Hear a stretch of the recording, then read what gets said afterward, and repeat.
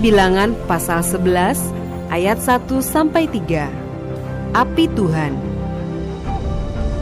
Pada suatu kali bangsa itu bersungut-sungut di hadapan Tuhan tentang nasib buruk mereka. Dan ketika Tuhan mendengarnya, bangkitlah murkanya. Kemudian menyalalah api Tuhan di antara mereka dan merajalela di tepi tempat perkemahan. Lalu berteriaklah bangsa itu kepada Musa, dan Musa berdoa kepada Tuhan. Maka padamlah api itu. Sebab itu orang menamai tempat itu Tabera, karena telah menyala api Tuhan di antara mereka.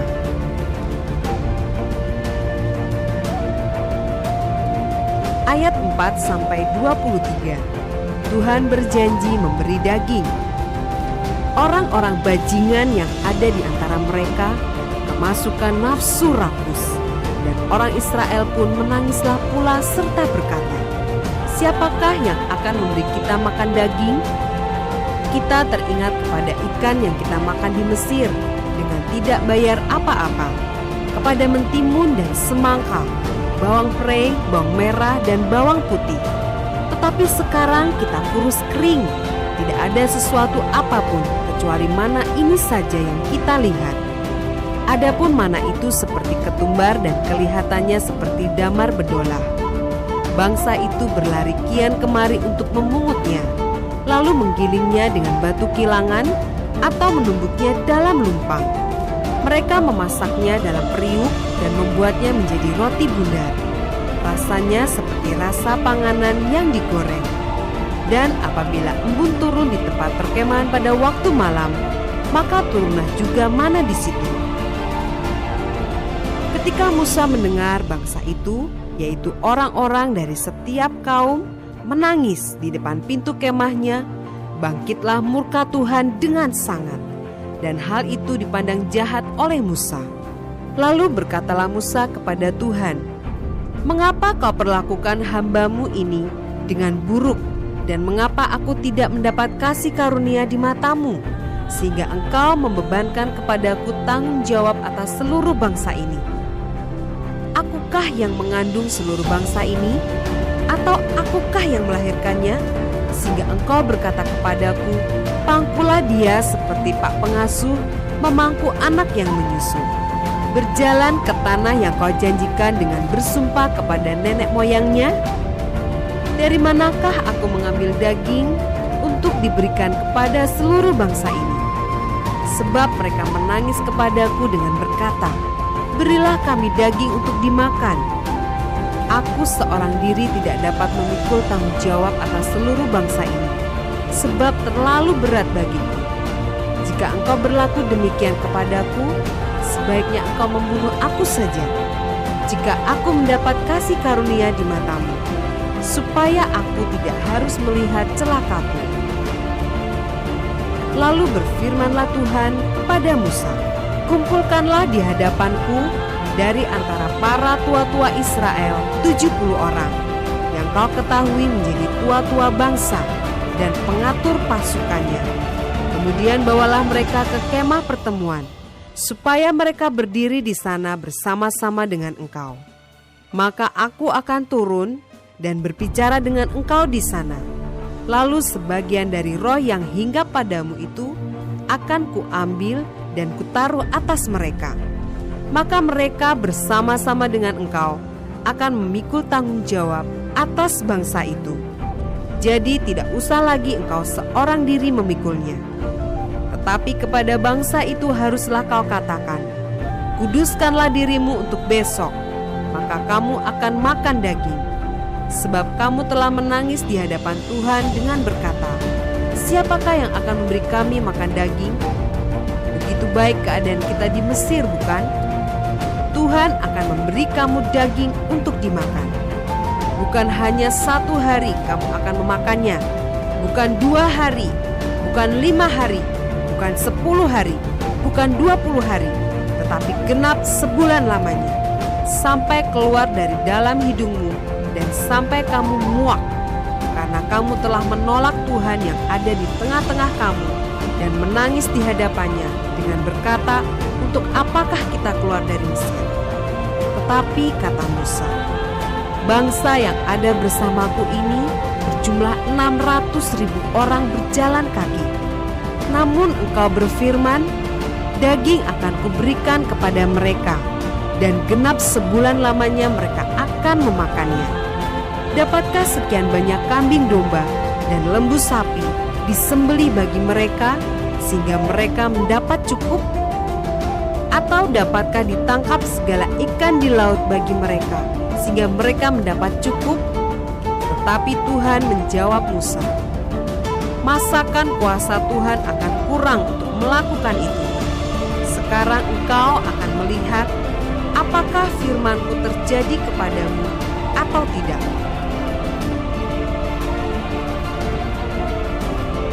Ayat 24-30. Ke-70 orang tua-tua. Setelah Musa datang keluar, disampaikannya firman Tuhan itu kepada bangsa itu. Ia mengumpulkan 70 orang dari para tua-tua bangsa itu dan menyuruh mereka berdiri di sekeliling kemah.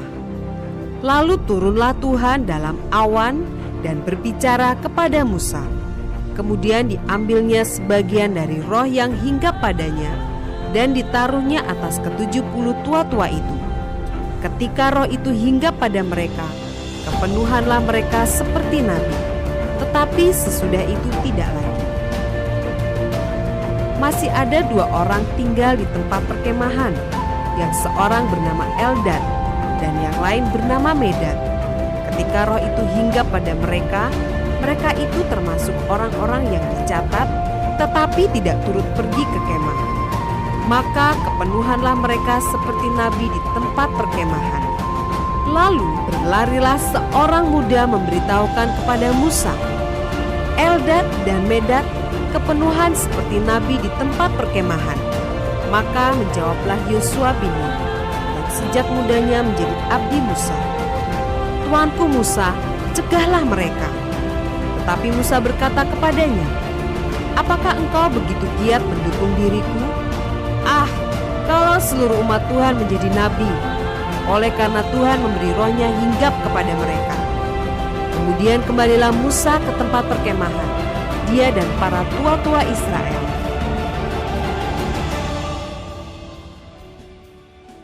Ayat 31-35. Burung puyuh. Lalu bertiuplah angin yang dari Tuhan asalnya. Dibawanyalah burung-burung puyuh dari sebelah laut, dan dihamburkannya ke atas tempat perkemahan dan di sekelilingnya, kira-kira sehari perjalanan jauhnya ke segala penjuru, dan kira-kira 2 hasta tingginya dari atas muka bumi. Lalu sepanjang hari dan sepanjang malam itu dan sepanjang hari esoknya, bangkitlah bangsa itu mengumpulkan burung-burung puyuh itu. Setiap orang sedikit-dikitnya mengumpulkan 10 homer. Kemudian mereka menyebarkannya lebar-lebar sekeliling tempat perkemahan. Selagi daging itu ada di mulut mereka, sebelum dikunyah, maka bangkitlah murka Tuhan terhadap bangsa itu, dan Tuhan memukul bangsa itu dengan suatu tulah yang sangat besar. Sebab itu dinamailah tempat itu Kibrot Ta'awa, karena di sanalah dikuburkan orang-orang yang bernafsu rakus. Dari Kibrot Ta'awa berangkatlah bangsa itu ke Hazerot, dan mereka tinggal di situ.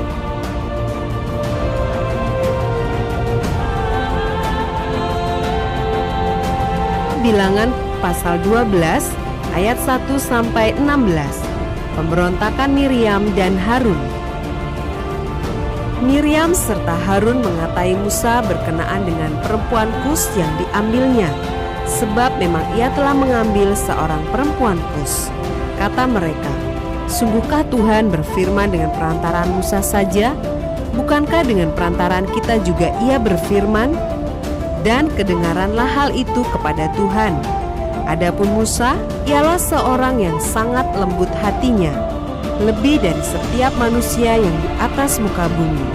Lalu berfirmanlah Tuhan dengan tiba-tiba kepada Musa, Harun, dan Miriam, keluarlah kamu bertiga ke kemah pertemuan. Maka keluarlah mereka bertiga. Lalu turunlah Tuhan dalam tiang awan dan berdiri di pintu kemah itu. lalu memanggil Harun dan Miriam. Maka tampillah mereka keduanya. Lalu berfirmanlah ia, "Dengarlah firmanku ini.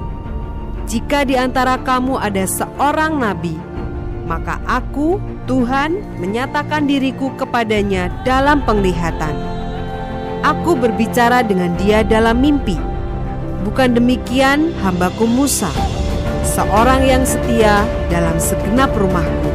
Berhadap-hadapan aku berbicara dengan dia, terus terang, bukan dengan teka-teki, dan ia memandang rupa Tuhan. Mengapakah kamu tidak takut mengatai hambaku Musa? Sebab itu bangkitlah murka Tuhan terhadap mereka. Lalu pergilah ia. Dan ketika awan telah naik dari atas kemah, maka tampaklah Miriam kena kusta, putih seperti salju.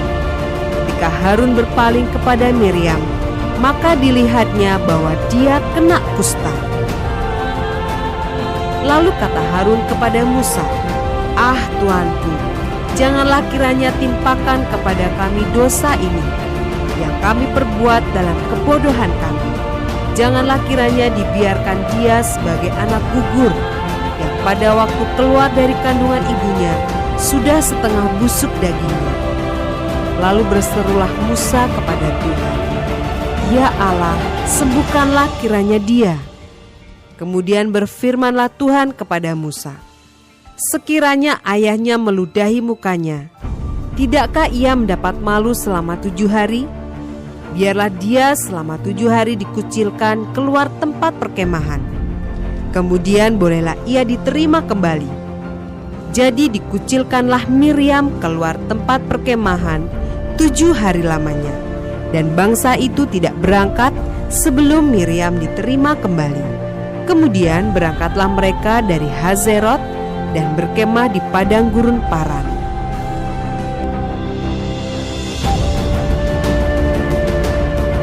Bilangan 13 ayat 1 sampai 33. Ke-12 pengintai. Tuhan berfirman kepada Musa, "Suruhlah beberapa orang mengintai tanah Kanaan yang akan kuberikan kepada orang Israel. Dari setiap suku nenek moyang mereka haruslah kau suruh seorang, semuanya pemimpin-pemimpin di antara mereka." Lalu Musa menyuruh mereka dari padang gurun Paran sesuai dengan titah Tuhan. Semua orang itu adalah kepala-kepala di antara orang Israel. Dan inilah nama-nama mereka. Dari suku Ruben, Syamua bin Zakur. Dari suku Simeon, Safat bin Hori. Dari suku Yehuda, Kaleb bin Yefune. Dari suku Isakar, Yigal bin Yusuf. Dari suku Efraim, Hosea bin Nun. Dari suku Benyamin, Palti bin Rafu. Dari suku Sebulon, Gadiel bin Sodi. Dari suku Yusuf, yakni dari suku Manasye, Gadi bin Susi. Dari suku Dan, Amiel bin Gemali. Dari suku Asher, Setur bin Mikael. Dari suku Naftali, Nahbi bin Wofsi. Dari suku Gad, Guel bin Maki. Itulah nama orang-orang yang disuruh Musa untuk mengintai negeri itu. Dan Musa menamai Hosea bin Nun itu Yosua. Maka Musa menyuruh mereka untuk mengintai tanah Kanaan. Katanya kepada mereka, "Pergilah dari sini ke tanah Negeb dan naiklah ke pegunungan. Dan amat-amatilah bagaimana keadaan negeri itu. Apakah bangsa yang mendiaminya kuat atau lemah? Apakah mereka sedikit atau banyak? Dan bagaimana negeri yang didiaminya? Apakah baik atau buruk? Bagaimana kota-kota yang didiaminya? Apakah mereka diam di tempat-tempat yang terbuka atau di tempat-tempat yang berkubu? Dan bagaimana tanah itu? Apakah gemuk atau kurus? Apakah ada di sana pohon-pohonan atau tidak? Tabahkanlah hatimu dan bawalah sedikit dari hasil negeri itu." Waktu itu ialah musim hulu hasil anggur. Mereka pergi ke sana, lalu mengintai negeri itu mulai dari padang gurun Zin sampai Rehob, ke jalan yang menuju ke Hamat. Mereka berjalan melalui tanah Negeb, lalu sampai ke Hebron. Di sana ada Ahiman, Sesai, dan Talmai, keturunan Enak. Hebron didirikan 7 tahun lebih dahulu dari Soan di Mesir. Ketika mereka sampai ke lembah Eskol, dipotong merekalah di sana suatu cabang dengan setandan buah anggurnya. Lalu berdualah mereka menggandarnya. Juga mereka membawa beberapa buah delima dan buah ara. Tempat itu dinamai orang lembah Eskol, karena tandan buah anggur yang dipotong orang Israel di sana. Sesudah lewat 40 hari, pulanglah mereka dari pengintaian negeri itu, dan langsung datang pada Musa, Harun, dan segenap umat Israel di Kades, di padang gurun Paran. Mereka membawa pulang kabar kepada keduanya dan kepada segenap umat itu, dan memperlihatkan kepada sekaliannya hasil negeri itu. Mereka menceritakan kepadanya, "Kami sudah masuk ke negeri kemana kau suruh kami, dan memang negeri itu berlimpah-limpah susu dan madunya, dan inilah hasilnya. Hanya bangsa yang diam di negeri itu kuat-kuat, dan kota-kotanya berkubu dan sangat besar. Juga keturunan Enak telah kami lihat di sana. Orang Amalek diam di tanah Negeb, orang Het, orang Yebus, dan orang Amori diam di pegunungan. Orang Kanaan diam sepanjang laut dan sepanjang tepi sungai Yordan." Kemudian Kaleb mencoba menenteramkan hati bangsa itu di hadapan Musa. Katanya, "Tidak, kita akan maju dan menduduki negeri itu, sebab kita pasti akan mengalahkannya." Tetapi orang-orang yang pergi ke sana bersama-sama dengan dia berkata, "Kita tidak dapat maju menyerang bangsa itu, karena mereka lebih kuat daripada kita."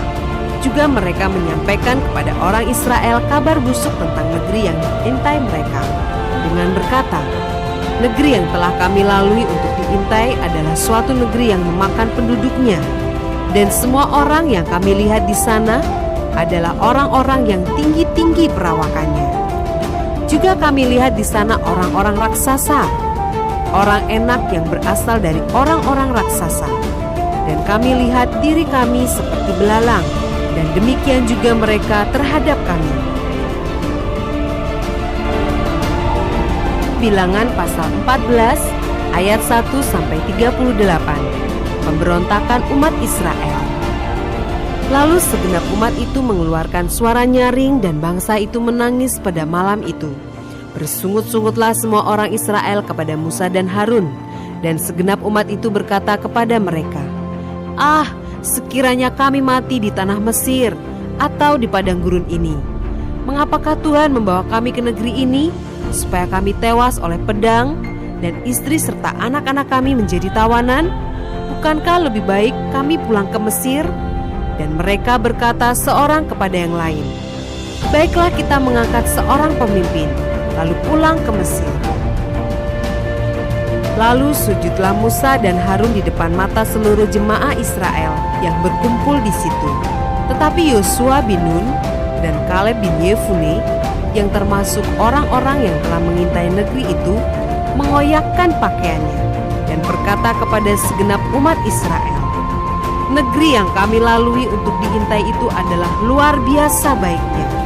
Jika Tuhan berkenan kepada kita, maka Ia akan membawa kita masuk ke negeri itu dan akan memberikannya kepada kita, suatu negeri yang berlimpah-limpah susu dan madunya. Hanya janganlah memberontak kepada Tuhan, dan janganlah takut kepada bangsa negeri itu, sebab mereka akan kita telan habis. Yang melindungi mereka sudah meninggalkan mereka, sedang Tuhan menyertai kita. Janganlah takut kepada mereka." Lalu segenap umat itu mengancam hendak melontari kedua orang itu dengan batu. Tetapi tampaklah kemuliaan Tuhan di kemah pertemuan kepada semua orang Israel. Tuhan berfirman kepada Musa, "Berapa lama lagi bangsa ini menista aku? Dan berapa lama lagi mereka tidak mau percaya kepadaku? Sekalipun sudah ada segala tanda mujizat yang kulakukan di tengah-tengah mereka. Aku akan memukul mereka dengan penyakit sampar dan melenyapkan mereka. Tetapi engkau akan kubuat menjadi bangsa yang lebih besar dan lebih kuat daripada mereka. Lalu berkatalah Musa kepada Tuhan, "Jikalau hal itu kedengaran kepada orang Mesir, padahal engkau telah menuntun bangsa ini dengan kekuatanmu dari tengah-tengah mereka, mereka akan bercerita kepada penduduk negeri ini yang telah mendengar bahwa engkau Tuhan ada di tengah-tengah bangsa ini, dan bahwa engkau Tuhan menampakkan dirimu kepada mereka dengan berhadapan muka. Waktu awanmu berdiri di atas mereka, dan waktu engkau berjalan mendahului mereka di dalam tiang awan pada waktu siang, dan di dalam tiang api pada waktu malam. Jadi jikalau engkau membunuh bangsa ini sampai habis, maka bangsa-bangsa yang mendengar kabar tentang engkau itu nanti berkata, oleh karena Tuhan tidak berkuasa membawa bangsa ini masuk ke negeri yang dijanjikannya dengan bersumpah kepada mereka, maka ia menyembelih mereka di padang gurun. Jadi sekarang biarlah kiranya kekuatan Tuhan itu nyata kebesarannya, seperti yang kau firmankan. Tuhan itu berpanjangan sabar dan kasih setianya berlimpah-limpah. Ia mengampuni kesalahan dan pelanggaran, tapi sekali-kali tidak membebaskan orang yang bersalah dari hukuman. Bahkan ia membalaskan kesalahan bapa kepada anak-anaknya, kepada keturunan yang ketiga dan keempat. Ampunilah kiranya kesalahan bangsa ini sesuai dengan kebesaran kasih setiamu, seperti engkau telah mengampuni bangsa ini mulai dari Mesir sampai kemari. Berfirmanlah Tuhan, aku mengampuninya sesuai dengan permintaanmu. Hanya ini aku yang hidup, dan kemuliaan Tuhan memenuhi seluruh bumi. Semua orang yang telah melihat kemuliaanku dan tanda-tanda mujizat yang kuperbuat di Mesir dan di padang gurun, namun telah 10 kali mencobai aku dan tidak mau mendengarkan suaraku, pastilah tidak akan melihat negeri yang kujanjikan dengan bersumpah kepada nenek moyang mereka.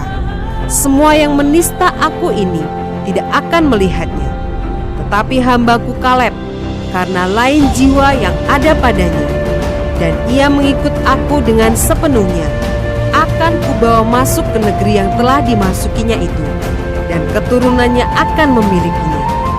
Orang Amalek dan orang Kanaan diam di lembah. Sebab itu berpalinglah besok, dan berangkatlah ke padang gurun, ke arah laut Teberau. Lagi berfirmanlah Tuhan kepada Musa dan Harun, berapa lama lagi umat yang jahat ini akan bersungut-sungut kepadaku? Segala sesuatu yang disungut-sungutkan orang Israel kepadaku telah kudengar. Katakanlah kepada mereka, demi aku yang hidup, demikianlah firman Tuhan, bahwasannya seperti yang kamu katakan di hadapanku, demikianlah akan kulakukan kepadamu. Di padang gurun ini, bangkai-bangkaimu akan berhantaran, yakni semua orang di antara kamu yang dicatat, semua tanpa terkecuali yang berumur 20 tahun ke atas, karena kamu telah bersungut-sungut kepadamu, bahwasannya kamu ini tidak akan masuk ke negeri yang dengan mengangkat sumpah telah kujanjikan akan kuberi kamu diami, kecuali Kaleb bin Yefune dan Yosua bin Nun. Tentang anak-anakmu yang telah kamu katakan, mereka akan menjadi tawanan, merekalah yang akan kubawa masuk, supaya mereka mengenal negeri yang telah kamu hinakan itu. Tetapi mengenai kamu, bangkai-bangkaimu akan berhantaran di padang gurun ini, dan anak-anakmu akan mengembara sebagai penggembala di padang gurun 40 tahun lamanya, dan akan menanggung akibat ketidaksetiaan sampai bangkai-bangkaimu habis di padang gurun, sesuai dengan jumlah hari yang kamu mengintai negeri itu, yakni 40 hari. 1 hari dihitung 1 tahun, jadi 40 tahun lamanya kamu harus menanggung akibat kesalahanmu, supaya kamu tahu rasanya jika aku berbalik daripadamu. Aku, Tuhan, yang berkata demikian. Sesungguhnya aku akan melakukan semuanya itu kepada segenap umat yang jahat ini, yang telah bersepakat melawan aku. Di padang gurun ini mereka akan habis, dan disinilah mereka akan mati. Adapun orang-orang yang telah disuruh Musa untuk mengintai negeri itu, yang sudah pulang dan menyebabkan segenap umat itu bersungut-sungut kepada Musa dengan menyampaikan kabar busuk tentang negeri itu, orang-orang itu mati kena tulah di hadapan Tuhan. Tetapi yang tinggal hidup dari orang-orang yang telah pergi mengintai negeri itu hanyalah Yosua bin Nun dan Kaleb bin Yefune. Ayat 39-45. Serangan ke bagian selatan gagal. Setelah Musa menyampaikan perkataan ini kepada semua orang Israel, maka berkabunglah bangsa itu dengan sangat. Dan keesokan harinya, bangunlah mereka pagi-pagi hendak naik ke puncak gunung sambil berkata, "Sekarang kita hendak maju ke negeri yang difirmankan Tuhan itu. Memang kita telah berbuat dosa." Tetapi kata Musa, "Mengapakah kamu hendak melanggar titah Tuhan? Hal itu tidak akan berhasil. Janganlah maju, sebab Tuhan tidak ada di tengah-tengahmu, supaya jangan kamu dikalahkan oleh musuhmu. Sebab orang Amalek dan orang Kanaan ada di sana, di depanmu, dan kamu akan tewas oleh pedang. Dari sebab kamu berbalik membelakangi Tuhan, maka Tuhan tidak akan menyertai kamu." Meskipun demikian, mereka nekat naik ke puncak gunung itu. Tapi tabut perjanjian Tuhan dan Musa juga tidaklah meninggalkan tempat perkemahan. Lalu turunlah orang Amalek dan orang Kanaan yang mendiami pegunungan itu dan menyerang mereka. Kemudian orang-orang itu mencerai-beraikan mereka sampai ke Horma.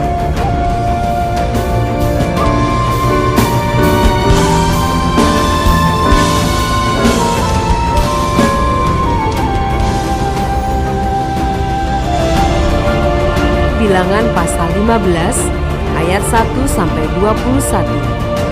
Korban api-apian.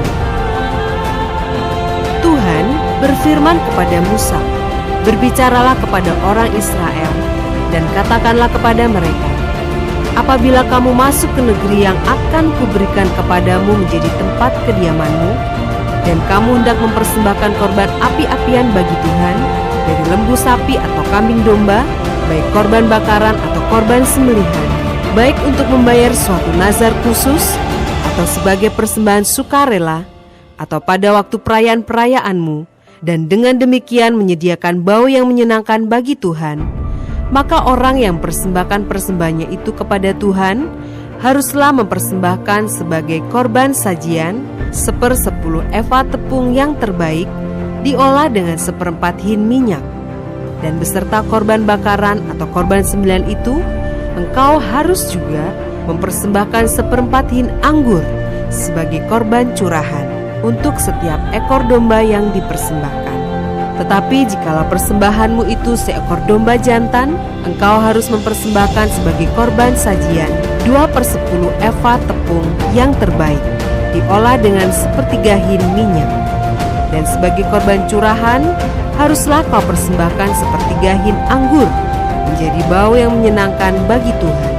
Dan apabila engkau mengolah seekor lembu sebagai korban bakaran atau sebagai korban sembelihan, baik untuk membayar suatu nazar khusus maupun sebagai korban keselamatan bagi Tuhan, maka beserta lembu itu haruslah dipersembahkan sebagai korban sajian 3/10 eva tepung yang terbaik diolah dengan 1/2 hin minyak. Dan sebagai korban curahan haruslah kau persembahkan 1/2 hin anggur. Itulah korban api-apian yang baunya menyenangkan bagi Tuhan.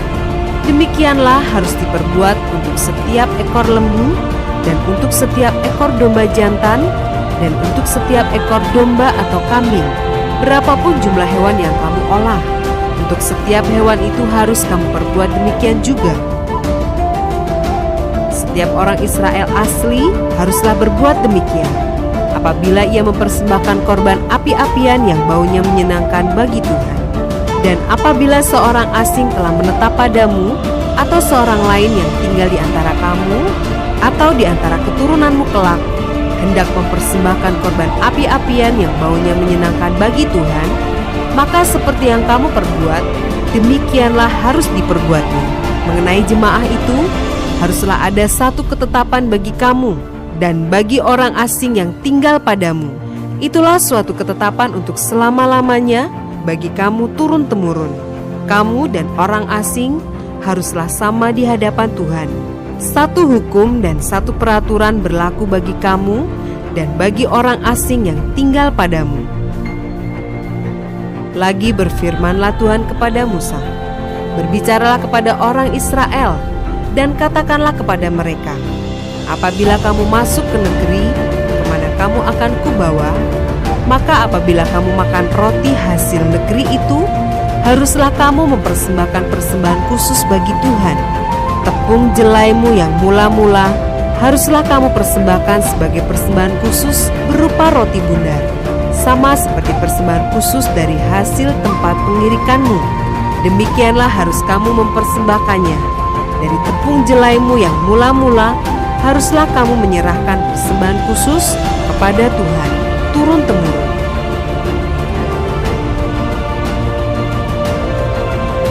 Ayat 22-31, dosa yang tidak disengaja. Apabila kamu dengan tidak sengaja melalaikan salah satu dari segala perintah ini yang telah difirmankan Tuhan kepada Musa, yakni dari segala yang diperintahkan Tuhan kepadamu dengan perantaraan Musa, mulai dari hari Tuhan memberikan perintah-perintahnya dan seterusnya turun-temurun, dan apabila hal itu diperbuat di luar pengetahuan umat ini, tidak dengan sengaja, maka haruslah segenap umat mengolah seekor lembu jantan muda sebagai korban bakaran menjadi bau yang menyenangkan bagi Tuhan, serta dengan korban sajiannya dan korban curahannya, sesuai dengan peraturan. Juga seekor kambing jantan sebagai korban penghapus dosa. Maka haruslah imam mengadakan pendamaian bagi segenap umat Israel, sehingga mereka beroleh pengampunan, sebab hal itu terjadi tidak dengan sengaja, dan karena mereka telah membawa persembahan-persembahan mereka sebagai korban api-apian bagi Tuhan, juga korban penghapus dosa mereka di hadapan Tuhan, karena hal yang tidak disengaja itu. Segenap umat Israel akan beroleh pengampunan, juga orang asing yang tinggal di tengah-tengahmu, karena hal itu dilakukan oleh seluruh bangsa itu dengan tidak sengaja. Apabila satu orang saja berbuat dosa dengan tidak sengaja, maka haruslah ia mempersembahkan kambing betina berumur setahun sebagai korban penghapus dosa, dan imam haruslah mengadakan pendamaian di hadapan Tuhan bagi orang yang dengan tidak sengaja berbuat dosa itu, sehingga orang itu beroleh pengampunan karena telah diadakan pendamaian baginya, baik bagi orang Israel asli maupun bagi orang asing yang tinggal di tengah-tengah kamu. Satu hukum saja berlaku bagi mereka berkenaan dengan orang yang berbuat dosa dengan tidak sengaja. Tetapi orang yang berbuat sesuatu dengan sengaja, baik orang Israel asli, baik orang asing, orang itu menjadi penista Tuhan. Ia harus dilenyapkan dari tengah-tengah bangsanya, sebab ia telah memandang hina terhadap firman Tuhan dan merombak perintahnya. Pastilah orang itu dilenyapkan, kesalahannya akan tertimpa atasnya.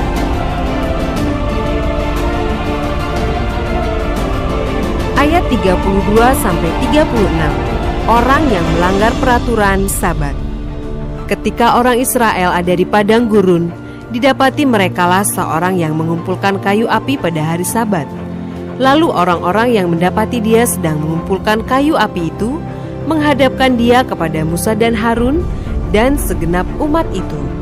Orang itu dimasukkan dalam tahanan, oleh karena belum ditentukan apa yang harus dilakukan kepadanya. Lalu berfirmanlah Tuhan kepada Musa, orang itu pastilah dihukum mati. Segenap umat Israel harus melontari dia dengan batu di luar tempat perkemahan. Lalu segenap umat menggiring dia keluar tempat perkemahan. Kemudian dia dilontari dengan batu sehingga ia mati, seperti yang difirmankan Tuhan kepada Musa.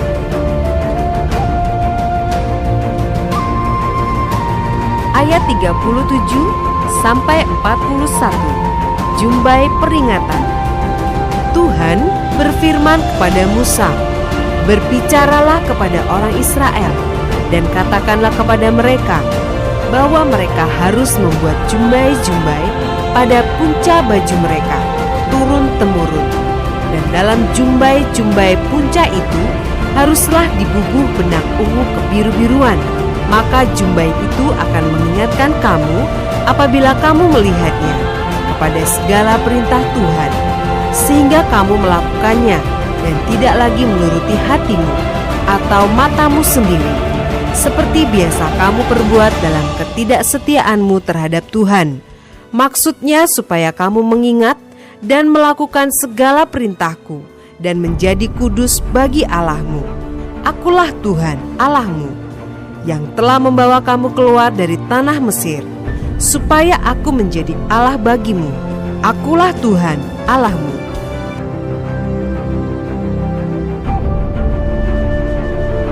Bilangan pasal 16 ayat 1 sampai 50. Pemberontakan Korah, Datan, dan Abiram.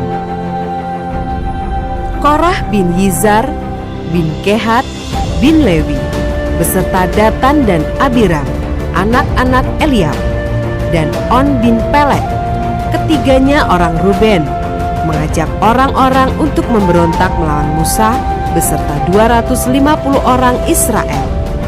Pemimpin-pemimpin umat itu, yaitu orang-orang yang dipilih oleh rapat, semuanya orang-orang yang kenamaan.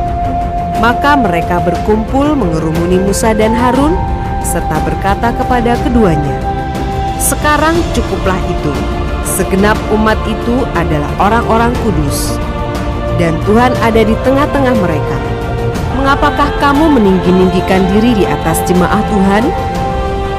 Ketika Musa mendengar hal itu, sujudlah ia. Dan ia berkata kepada Korah dan segenap kumpulannya, "Besok pagi Tuhan akan memberitahukan siapa kepunyaannya dan siapa yang kudus, dan ia akan memperbolehkan orang itu mendekat kepadanya. Orang yang akan dipilihnya akan diperbolehkannya mendekat kepadanya. Perbuatlah begini, ambillah perbaraan-perbaraan, hai Korah, dan kamu segenap kumpulannya. Bubuhlah api ke dalamnya dan taruhlah ukupan di atasnya di hadapan Tuhan pada esok hari.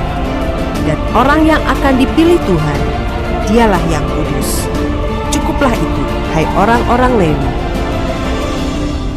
Lalu berkatalah Musa kepada Korah, "Cobalah dengar, hai orang-orang Lewi, belum cukupkah bagimu bahwa kamu dipisahkan oleh Allah Israel dari umat Israel dan diperbolehkan mendekat kepadanya, supaya kamu melakukan pekerjaan pada kemah suci Tuhan dan bertugas bagi umat itu untuk melayani mereka, dan bahwa engkau diperbolehkan mendekat bersama-sama dengan semua saudaramu Bani Lewi, dan sekarang mau pula kamu menuntut pangkat imam lagi. Sebab itu engkau ini dengan segenap kumpulanmu, kamu bersepakat melawan Tuhan. Karena siapakah Harun sehingga kamu bersungut-sungut kepadanya?" Adapun Musa telah menyuruh orang untuk memanggil Datan dan Abiram, anak-anak Eliab, tetapi jawab mereka, "Kami tidak mau datang. Belum cukupkah bahwa engkau memimpin kami keluar dari suatu negeri yang berlimpah-limpah susu dan madunya, untuk membiarkan kami mati di padang gurun, sehingga masih juga engkau menjadikan dirimu tuan atas kami? Sungguh, engkau tidak membawa kami ke negeri yang berlimpah-limpah susu dan madunya, ataupun memberikan kepada kami ladang-ladang dan kebun-kebun anggur sebagai milik pusaka. Masakah engkau dapat mengelabui mata orang-orang ini? Kami tidak mau datang." Lalu sangat marahlah Musa, dan ia berkata kepada Tuhan, "Janganlah perhatikan segala persembahan mereka. Belum pernah kuambil satu ekor keledai pun dari mereka, dan belum pernah kulakukan yang jahat kepada seorang pun dari mereka." Lalu berkatalah Musa kepada Korah, "Engkau ini dengan segenap kumpulanmu harus menghadap Tuhan, engkau dan mereka dan Harun pada esok hari. Baiklah kamu masing-masing membawa perbaraannya, membubuh ukupan di atasnya. Lalu kamu mempersembahkan masing-masing perbaraannya ke hadapan Tuhan, 250 perbaraan. Juga engkau ini dan Harun masing-masing harus membawa perbaraannya." Maka mereka masing-masing membawa perbaraannya, membubuh api ke dalamnya, menaruh ukupan di atasnya, Lalu berdirilah mereka di depan pintu kemah pertemuan, juga Musa dan Harun. Ketika Korah mengumpulkan segenap umat itu melawan mereka berdua di depan pintu kemah pertemuan, tampaklah kemuliaan Tuhan kepada segenap umat itu. Lalu berfirmanlah Tuhan kepada Musa dan Harun, "Pisahkanlah dirimu dari tengah-tengah umat ini, supaya kuhancurkan mereka dalam sekejap mata." Tetapi sujudlah mereka berdua dan berkata, "Ya Allah, Allah dari roh segala makhluk, satu orang saja berdosa. Masakan Engkau murka terhadap segenap perkumpulan ini?" Maka berfirmanlah Tuhan kepada Musa, "Katakanlah kepada umat itu, pergilah dari sekeliling tempat kediaman Korah, Datan dan Abiram." Lalu pergilah Musa kepada Datan dan Abiram, dan para tua-tua Israel mengikuti dia. Berkatalah ia kepada umat itu, "Baiklah kamu menjauh dari kemah orang-orang fasik ini, dan janganlah kamu kena kepada sesuatu apapun dari kepunyaan mereka, supaya kamu jangan mati lenyap oleh karena segala dosa mereka." Maka pergilah mereka dari sekeliling tempat kediaman Korah, Datan dan Abiram. Keluarlah Datan dan Abiram, lalu berdiri di depan pintu kemah mereka bersama-sama dengan istrinya, para anaknya, dan anak-anak yang kecil. Sesudah itu berkatalah Musa, "Dari hal inilah kamu akan tahu bahwa aku diutus Tuhan untuk melakukan segala perbuatan ini, dan hal itu bukanlah dari hatiku sendiri. Jika orang-orang ini nanti mati seperti matinya setiap manusia, dan mereka mengalami yang dialami setiap manusia, maka aku tidak diutus Tuhan. Tetapi jika Tuhan akan menjadikan sesuatu yang belum pernah terjadi, dan tanah mengangakan mulutnya dan menelan mereka beserta segala kepunyaan mereka, sehingga mereka hidup-hidup turun ke dunia orang mati, maka kamu akan tahu bahwa orang-orang ini telah menista Tuhan." Baru saja ia selesai mengucapkan segala perkataan itu, maka terbelahlah tanah yang di bawah mereka, dan bumi membuka mulutnya dan menelan mereka dengan seisi rumahnya, dan dengan semua orang yang ada pada Korah, dan dengan segala harta milik mereka. Demikianlah mereka dengan semua orang yang ada pada mereka turun hidup-hidup ke dunia orang mati, dan bumi menutupi mereka, sehingga mereka binasa dari tengah-tengah jemaah itu. Dan semua orang Israel yang di sekeliling mereka berlarian mendengar teriak mereka, sebab kata mereka, "Jangan-jangan bumi menelan kita juga." Lagi keluarlah api berasal daripada Tuhan, lalu memakan habis ke-250 orang yang mempersembahkan ukupan itu. Tuhan berfirman kepada Musa, "Katakanlah kepada Eleazar, anak Imam Harun, supaya ia mengangkat perbaraan-perbaraan dari antara kebakaran itu. Lalu hamburkanlah api itu jauh-jauh, karena semuanya itu kudus, yakni perbaraan orang-orang berdosa yang telah membayarkan nyawanya. Kemudian semuanya itu harus ditempa tipis-tipis menjadi salut mezbah, sebab telah dibawa ke hadapan Tuhan oleh orang-orang itu. Jadi semuanya itu kudus. Dengan demikian hal itu menjadi tanda bagi orang Israel." Maka Imam Eleazar mengambil perbaraan-perbaraan tembaga yang telah dibawa oleh orang-orang yang terbakar itu, lalu ditempa menjadi salut mezbah. Itu menjadi suatu peringatan bagi orang Israel, supaya jangan tampil orang awam yang bukan dari keturunan Harun untuk membakar ukupan di hadapan Tuhan, dan jangan ia menjadi seperti Korah dan kumpulannya, seperti yang difirmankan Tuhan kepadanya dengan perantaraan Musa. Tetapi pada keesokan harinya bersungut-sungutlah segenap umat Israel kepada Musa dan Harun. Kata mereka, "Kamu telah membunuh umat Tuhan." Ketika umat itu berkumpul melawan Musa dan Harun, dan mereka memalingkan mukanya ke arah kemah pertemuan, Maka kelihatanlah awan itu menutupinya, dan tampaklah kemuliaan Tuhan. Lalu pergilah Musa dan Harun ke depan kemah pertemuan. Maka berfirmanlah Tuhan kepada Musa, "Pergilah dari tengah-tengah umat ini, supaya kuhancurkan mereka dalam sekejap mata." Lalu sujudlah mereka. Berkatalah Musa kepada Harun, "Ambillah perbaraan, bubuhlah api ke dalamnya dari atas mezbah, dan taruhlah ukupan, dan pergilah dengan segera kepada umat itu, dan adakanlah pendamaian bagi mereka, sebab murka Tuhan telah berkobar, dan tulah sedang dimulai." Maka Harun mengambil perbaraan seperti yang dikatakan Musa, dan berlarilah ia ke tengah-tengah jemaah itu, dan tampaklah tulah telah mulai di antara bangsa itu. Lalu dibubuhnyalah ukupan, dan diadakannyalah pendamaian bagi bangsa itu. Ketika ia berdiri di antara orang-orang mati dan orang-orang hidup, berhentilah tulah itu. Dan mereka yang mati kena tulah itu ada 14.700 orang banyaknya, belum terhitung orang-orang yang mati karena perkara Korah. Ketika Harun kembali kepada Musa di depan pintu kemah pertemuan, tulah itu telah berhenti.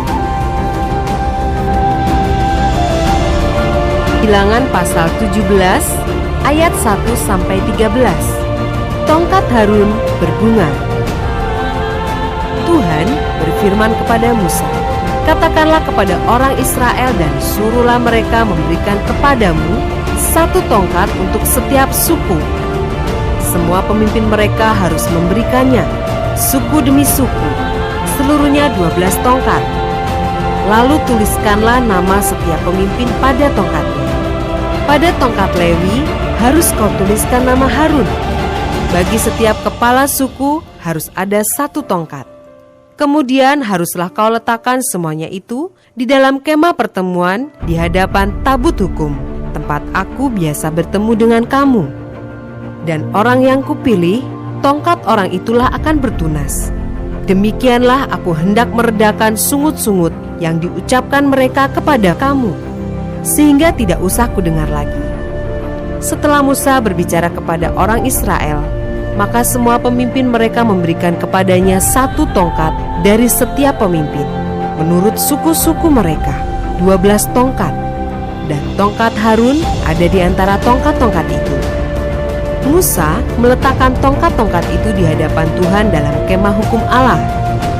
Ketika Musa keesokan harinya masuk ke dalam kemah hukum itu, maka tampaklah tongkat Harun dari keturunan Lewi telah bertunas, mengeluarkan kuntum, mengembangkan bunga, dan berbuahkan buah badang. Kemudian Musa membawa semua tongkat itu keluar dari hadapan Tuhan kepada seluruh orang Israel. Mereka melihatnya lalu mengambil tongkatnya masing-masing. Tuhan berfirman kepada Musa, "Kembalikanlah tongkat Harun ke hadapan tabut hukum untuk disimpan menjadi tanda bagi orang-orang durhaka, sehingga engkau mengakhiri sungut-sungut mereka, dan tidak kudengar lagi, supaya mereka jangan mati." Dan Musa berbuat demikian, seperti yang diperintahkan Tuhan kepadanya. Demikianlah diperbuatnya. Tapi orang Israel berkata kepada Musa, "Sesungguhnya kami akan mati, kami akan binasa, kami semuanya akan binasa. Siapapun juga yang mendekat ke kemah suci Tuhan, niscayalah ia akan mati. Haruskah kami habis binasa?" Bilangan pasal 18 ayat 1-32. Kewajiban dan penghasilan imam dan orang Lewi. Tuhan berfirman kepada Harun, "Engkau ini dan anak-anakmu beserta seluruh sukumu haruslah menanggung akibat setiap kesalahan terhadap tempat kudus.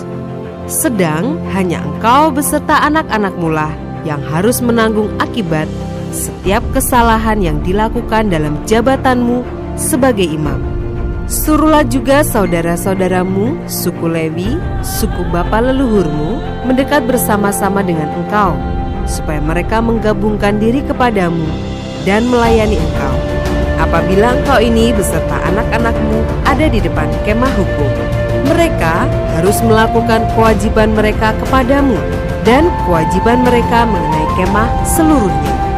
Hanya kepada perkakas tempat kudus dan kepada mezbah janganlah mereka mendekat, nanti mereka mati, baik mereka maupun kamu.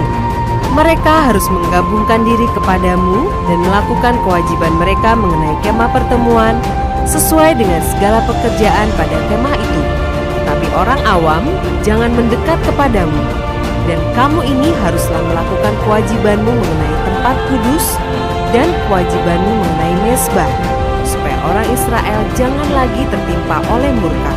Sesungguhnya aku ini telah mengambil saudara-saudaramu, orang Lewi, dari tengah-tengah orang Israel sebagai pemberian kepadamu, sebagai orang-orang yang diserahkan kepada Tuhan untuk melakukan pekerjaan pada kemah pertemuan.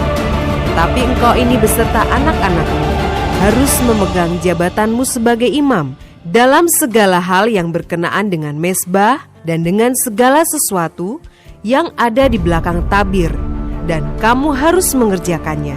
Sebagai suatu jabatan pemberian, aku memberikan kepadamu jabatanmu sebagai imam itu.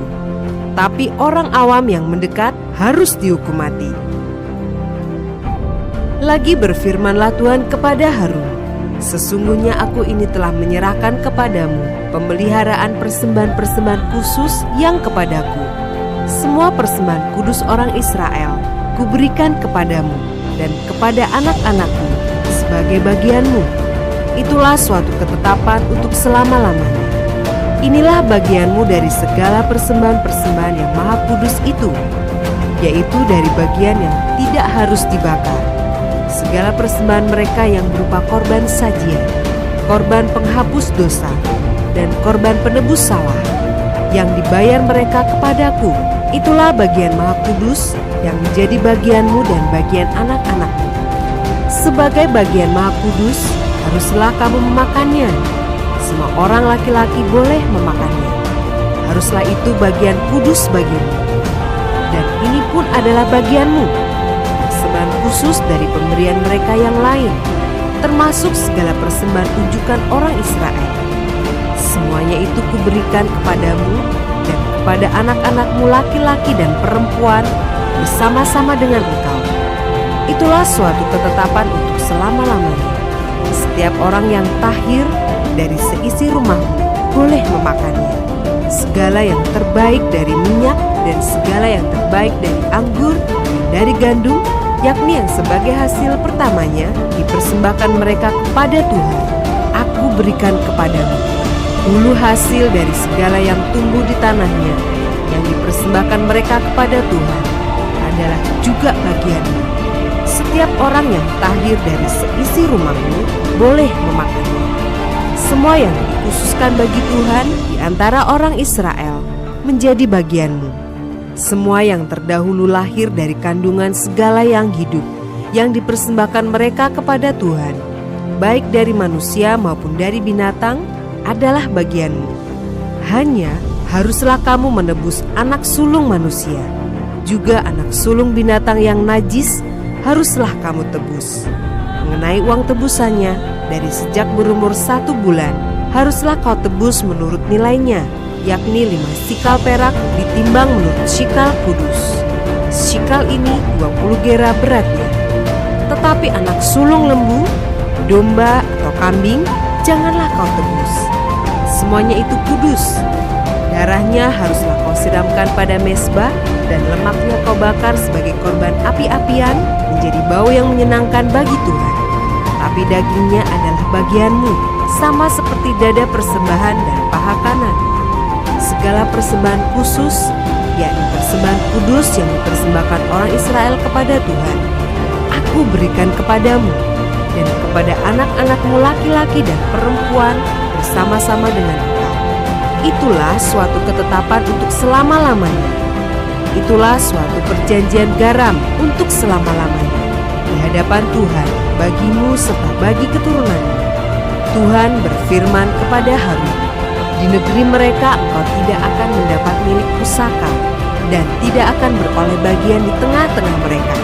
Akulah bagianmu dan milik pusakamu di tengah-tengah orang Israel.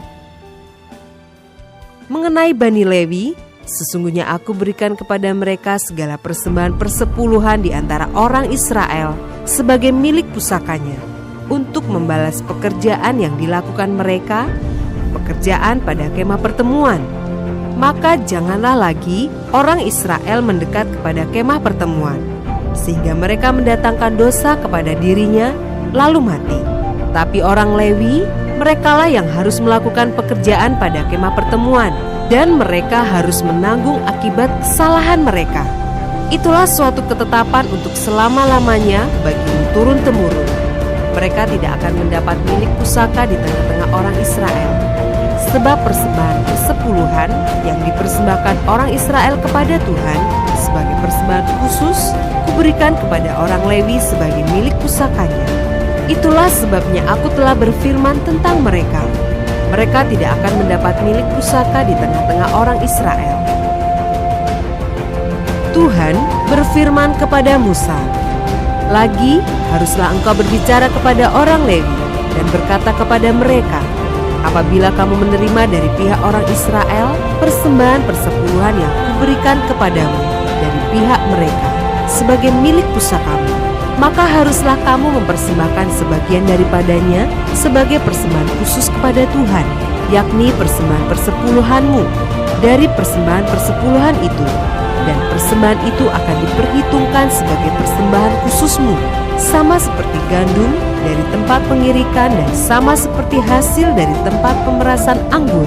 Secara demikian, kamu pun harus mempersembahkan sebagai persembahan khusus kepada Tuhan sebagian dari segala persembahan persepuluhan yang kamu terima dari pihak orang Israel, dan yang dipersembahkan daripadanya sebagai persembahan khusus kepada Tuhan haruslah kamu serahkan kepada Imam Harun.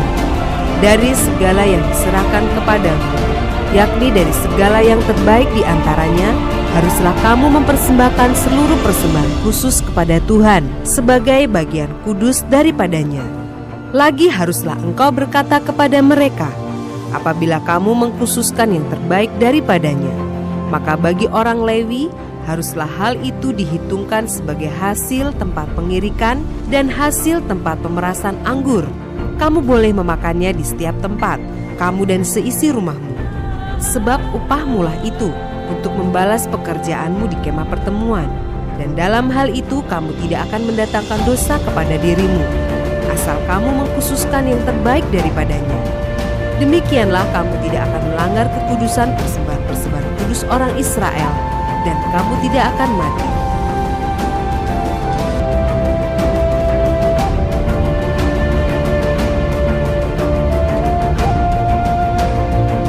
Bilangan pasal 19 ayat 1-22. Air pentahiran. Tuhan berfirman kepada Musa dan Harun, inilah ketetapan hukum yang diperintahkan Tuhan dengan berfirman, katakanlah kepada orang Israel, supaya mereka membawa kepadamu seekor lembu betina merah yang tidak bercela, yang tidak ada cacatnya, dan yang belum pernah kena kup. Dan haruslah kamu memberikannya kepada Imam Eleazar.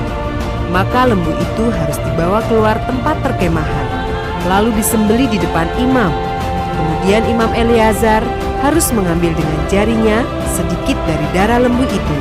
Lalu haruslah ia memercikkan sedikit ke arah sebelah depan kemah pertemuan sampai 7 kali. Sesudah itu haruslah lembu itu dibakar habis di depan mata imam.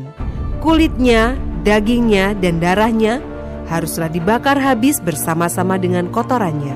Dan imam haruslah mengambil kayu aras, hisop, dan kain kirmizi dan melemparkannya ke tengah-tengah api yang membakar habis lembu itu. Kemudian haruslah imam mencuci pakaiannya dan membasuh tubuhnya dengan air. Sesudah itu masuk ke tempat perkemahan, dan imam itu najis sampai matahari terbenam. Orang yang membakar habis lembu itu haruslah mencuci pakaiannya dengan air dan membasuh tubuhnya dengan air, dan ia najis sampai matahari terbenam. Maka seorang yang tahir haruslah mengumpulkan abu lembu itu dan menaruhnya pada suatu tempat yang tahir di luar tempat perkemahan. supaya semuanya itu tinggal tersimpan bagi umat Israel untuk membuat air pentahiran. Itulah penghapus dosa. Dan orang yang mengumpulkan abu lembu itu haruslah mencuci pakaiannya, dan ia najis sampai matahari terbenam. Itulah suatu ketetapan untuk selama-lamanya bagi orang Israel dan bagi orang asing yang tinggal di tengah-tengah. Orang yang kena kepada mayat, ia najis 7 hari lamanya.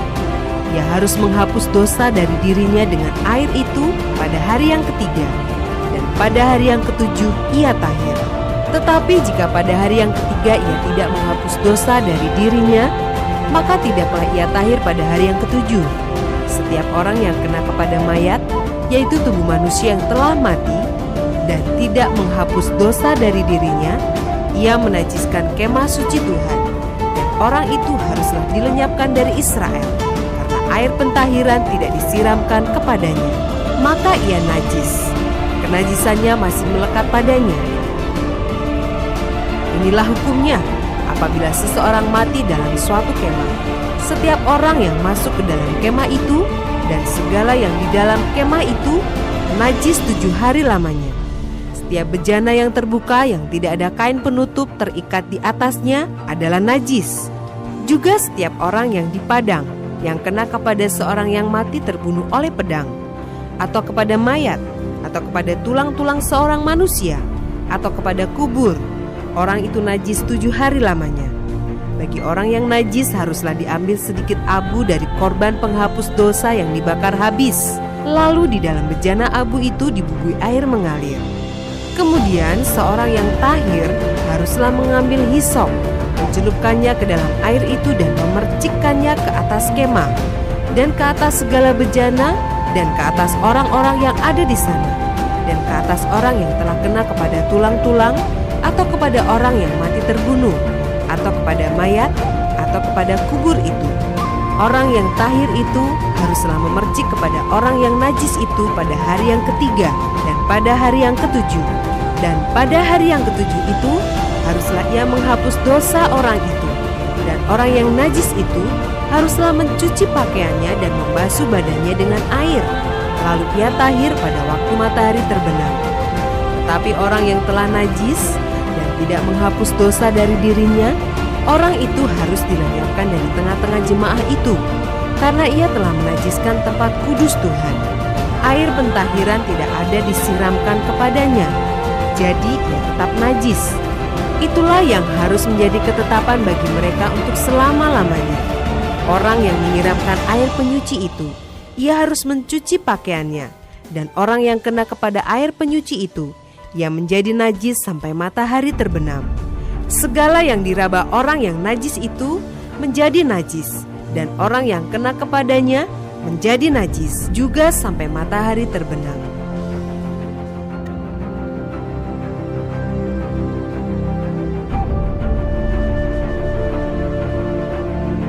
Bilangan pasal 20 ayat 1. Miriam mati. Kemudian sampailah orang Israel, yakni segenap umat itu ke padang gurun Zin dalam bulan pertama. Lalu tinggallah bangsa itu di Kades. Matilah Miriam di situ dan dikuburkan di situ.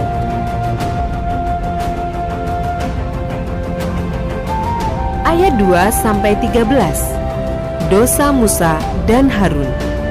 Pada suatu kali, ketika tidak ada air bagi umat itu, berkumpullah mereka mengerumuni Musa dan Harun. Dan bertengkarlah bangsa itu dengan Musa, katanya, "Sekiranya kami mati binasa pada waktu saudara-saudara kami mati binasa di hadapan Tuhan, mengapa kamu membawa jemaah Tuhan ke padang gurun ini, supaya kami dan ternak kami mati di situ? Mengapa kamu memimpin kami keluar dari Mesir, untuk membawa kami ke tempat celaka ini, yang bukan tempat menabur, tanpa pohon ara, anggur, dan delima, bahkan air minum pun tidak ada?" Maka pergilah Musa dan Harun dari umat itu ke pintu kemah pertemuan, lalu sujud. Kemudian tampaklah kemuliaan Tuhan kepada mereka. Tuhan berfirman kepada Musa, "Ambillah tongkatmu itu, dan engkau dan Harun kakakmu harus menyuruh umat itu berkumpul. Katakanlah di depan mata mereka kepada bukit batu itu supaya diberinya air. Demikianlah engkau mengeluarkan air dari bukit batu itu bagi mereka dan memberi minum umat itu serta ternaknya. Lalu Musa mengambil tongkat itu dari hadapan Tuhan, seperti yang diperintahkannya kepadanya. Ketika Musa dan Harun telah mengumpulkan jemaah itu di depan bukit batu itu, berkatalah ia kepada mereka, "Dengarlah kepadaku, hai orang-orang durhaka. Apakah kami harus mengeluarkan air bagimu dari bukit batu ini?" Sesudah itu Musa mengangkat tangannya, lalu memukul bukit batu itu dengan tongkatnya 2 kali. Maka keluarlah banyak air, sehingga umat itu dan ternak mereka dapat minum. Tetapi Tuhan berfirman kepada Musa dan Harun, "Karena kamu tidak percaya kepadaku dan tidak menghormati kekudusanku di depan mata orang Israel, itulah sebabnya kamu tidak akan membawa jemaah ini masuk ke negeri yang akan kuberikan kepada mereka." Itulah mata air Meriba, tempat orang Israel bertengkar dengan Tuhan, dan ia menunjukkan kekudusannya di antara mereka. Ayat 14-21. Edom menolak permintaan orang Israel melalui negerinya. Kemudian Musa mengirim utusan dari Kades kepada Raja Edom dengan pesan, "Beginilah perkataan saudaramu Israel. Engkau tahu segala kesusahan yang telah menimpa kami, bahwa nenek moyang kami pergi ke Mesir, dan kami lama diam di Mesir, dan kami dan nenek moyang kami diperlakukan dengan jahat oleh orang Mesir, bahwa kami berteriak kepada Tuhan, dan Ia mendengarkan suara kami, mengutus seorang malaikat dan menuntun kami keluar dari Mesir. Sekarang ini kami ada di Kades, sebuah kota di tepi perbatasanmu. Izinkanlah kiranya kami melalui negerimu. Kami tidak akan berjalan melalui ladang-ladang dan kebun-kebun anggurmu, dan kami tidak akan minum air sumurmu. Jalan besar saja akan kami jalani, dengan tidak menyimpang ke kanan atau ke kiri, sampai kami melalui batas daerahmu." Tetapi orang Edom berkata kepada mereka, "Tidak boleh kamu melalui daerah kami. Nanti kami keluar menjumpai kamu dengan pedang." Lalu berkatalah orang Israel kepadanya, "Kami akan berjalan melalui jalan raya, dan jika kami dan ternak kami minum airmu, maka kami akan membayar uangnya. Asal kami diizinkan lalu dengan berjalan kaki, hanya itu saja." Tapi jawab mereka, "Tidak boleh kamu lalu." Maka keluarlah orang Edom menghadapi mereka dengan banyak rakyatnya dan dengan tentara yang kuat. Ketika orang Edom tidak mengizinkan orang Israel lalu dari daerahnya, maka orang Israel menyimpang meninggalkannya.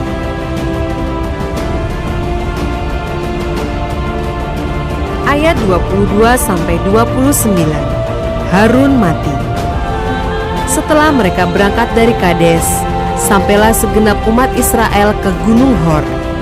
Lalu berkatalah Tuhan kepada Musa dan Harun dekat Gunung Hor, di perbatasan tanah Edom, "Harun akan dikumpulkan kepada kaum leluhurnya, sebab ia tidak akan masuk ke negeri yang kuberikan kepada orang Israel, karena kamu berdua telah mendurhaka kepada titahku dekat mata air Meriba. Panggillah Harun dan Eleazar, anaknya, dan bawalah mereka naik ke Gunung Hor. Tanggalkanlah pakaian Harun dan kenakanlah itu kepada Eleazar, anaknya. Kemudian Harun akan dikumpulkan kepada kaum leluhurnya dan mati di sana." Lalu Musa melakukan seperti yang diperintahkan Tuhan. Mereka naik ke Gunung Hor, sedang segenap umat itu memandangnya. Musa menanggalkan pakaian Harun dan mengenakannya kepada Eleazar, anaknya. Lalu matilah Harun di puncak gunung itu. Kemudian Musa dengan Eleazar turun dari gunung itu. Ketika segenap umat itu melihat bahwa Harun telah mati, maka seluruh orang Israel menangisi Harun 30 hari lamanya.